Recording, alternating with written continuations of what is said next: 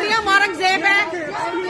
Organic shop पे एक coffee इसने ली है, ये देखें, ये इसके ये बगैरत जब बंदा होता है ना उसे कोई शर्म नहीं आती, वो चाहे डूब के मर जाए। बगैरत लोग बगैरत ही होते हैं।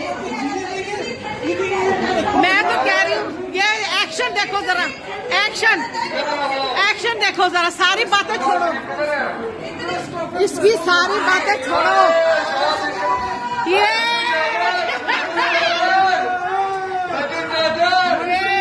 ये पाकिस्तानियों लिसन, ये वहां पर 2000 रुपए दे रही थी है, और मेरी बात सुनो, वहां पर ये कहती है 10,000 पे 2,000 देगी, यहाँ पर तो ये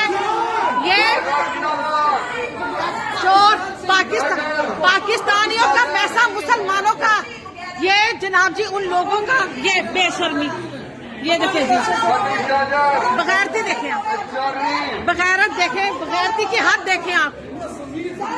पता है क्या, ये लोग हैं ही बगैरत, ये अवाम है ही बगैरत। मैं डरता नहीं हूँ।